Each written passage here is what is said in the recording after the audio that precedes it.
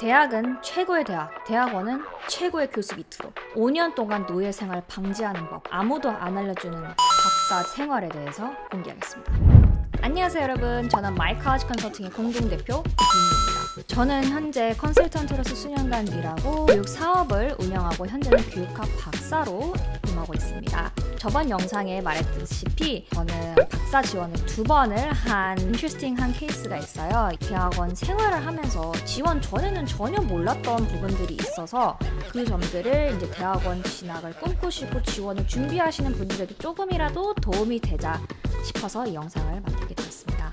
이 영상은 2탄이고요. 1탄은 여기 카드로 걸어놓을 테니 한번 보시고요. 이번 2탄에서는 좀 더 유용한 팁들, 대학원 진학과 생활에 대해서 알아보려고 해요. 이 영상을 시작하기는 정말 제가 말하는 모든 것은 개인적인 의견이고 경험이니 좀 재밌게 봐주셨으면 좋겠습니다. 일단 제일 중요한 것, 대학원 지원 전에는 제발로 여러분 교수님을 중요시하세요. 제발. 교수님이 얼마나 착하시고 좋고 supportive한 분이신지, 정말로 인간적으로 어떠신 분인지를 고려해 보셔야 돼요. 제일 중요해요. 왜냐하면 박사 생활이 5년이고 솔직히 이게 취업이랑 직장이랑 다를 게 없거든요. 그래서 5년 동안 거의 뭐 24시간 일한다고 해도 과언이 아닐 정도로 그렇게 일을 해야 되는데, 나쁜 상사 밑에서 일하면 얼마나 싫어요 여러분. 싫잖아요.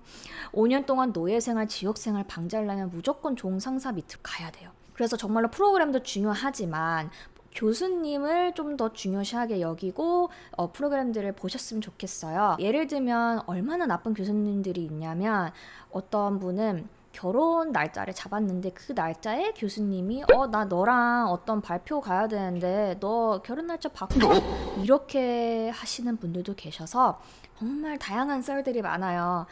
모든 교수님들이 좋진 않아요 여러분. 그러니까 얼마나 교수님들이 좋으신 분인지 한번 보셔야 되고, 최고의 프로그램에 붙어도 정말로 좋은 교수님이 없으면 자기 자신도 성장을 못한다는 점을 알고 계시면 좋을 것 같아요. 나는 대학원을 진학도 안 했는데 교수님이 어떤 사람인지 어떻게 하느냐? 라고 물어보신다면 팁을 하나 드릴게요. 일단 교수님이 밑에 일하시는 제자분들, 연구에 소속된 랩 멤버들을 한번 컨택해 보시는 것을 추천해요. 구글에서 한번 찾아보시면 다 나올 텐데, 구체적으로 몇 가지 물어볼 것은 소속 연구 학생들이 일저자 논문이 얼마나 많이 나오는지, 기회가 주어지는지에 대해서 물어보시는 것을 추천해요. 교수님이 얼마나 많이 도와주시는지도 볼 수 있고 기회를 얼마나 주시는지도 보여줄 수 있기 때문에 일저자 논문들이 얼마나 많이 나오는지, 그리고 그걸 교수님들이 얼마나 도와주는지 구체적으로 여쭤보시는 게 좋고요. 저는 개인적으로 교수님을 찾았을 때 그렇게 다 물어보고 하나도 빠짐없이 정말로 인간적으로 좋으신 분이다, 나는 이 박사생활이 힘들어도 교수님 때문에 진짜 살아남았다 라고 할 정도로 저의 교수님은 정말로 좋으신 분이라고 저는 들었기 때문에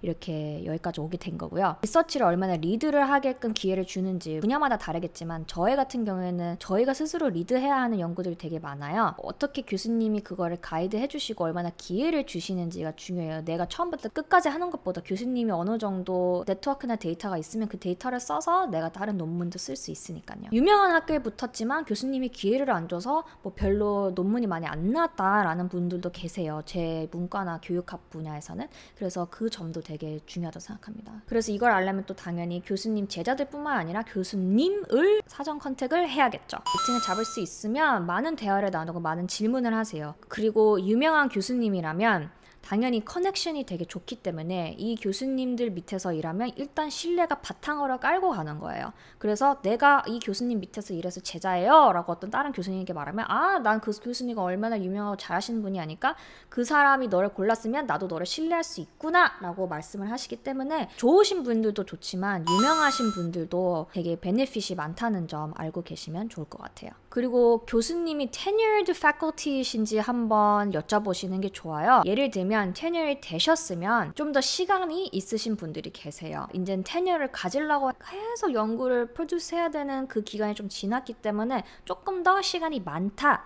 라는 점이 있고요. 그리고 두 번째는 테뉴어를 받았으니 프로그램에 오랫동안 남으실 가능성이 커요. 하지만 단점이라고 보시면 유명하신 분이라면 이제 더 이상 프로젝트를 그렇게 많이 안 하시는 분들이 계세요.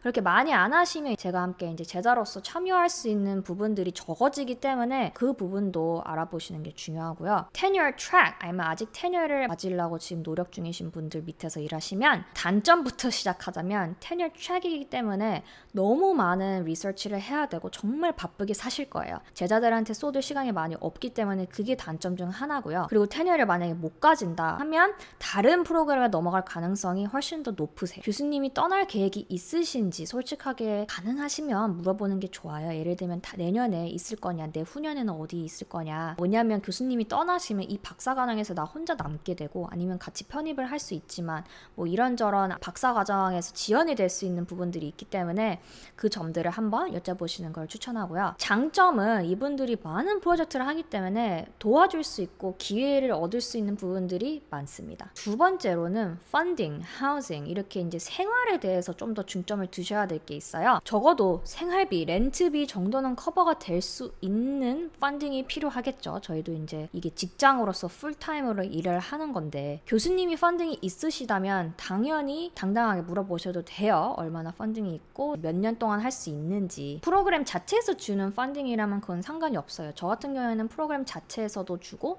아니면 교수님이 따로 주실 수도 있어요. 박사 과정에서 funding이 없는 부분들도 많아요. 의외로. 그렇다고 해서 대출을 받아서 박사를 한다? 저는 개인적으로 굉장히 비추입니다. 그렇게 돈을 내면서 연구를 하고 일을 하는 거는 대학교만으로도 충분하다고 생각합니다. 그래서 펀딩을 물어보실 때 금액이 어느 정도 되는지 몇 년을 주는지 예를 들면 5년을 하는데 4년만 펀딩을 준다는 프로그램도 있기 때문에 5년을 풀로 주는지 아니면 5, 6, 7 내가 더 늦어질 수 있는데 어떻게 되는지 한번 여쭤보시는 게 중요하고요. 이 펀딩에 내가 living expense, 내가 주변에 있는 렌트비가 커버가 되는지도 중요해요. 예를 들면 UC 얼바인이나 UC 샌디에고, UCLA 보시면 요즘 지금 서던 캘리포니아가 집값이 너무 올라서 렌트비가 한 달에 3,000불은 돼요. 기본이.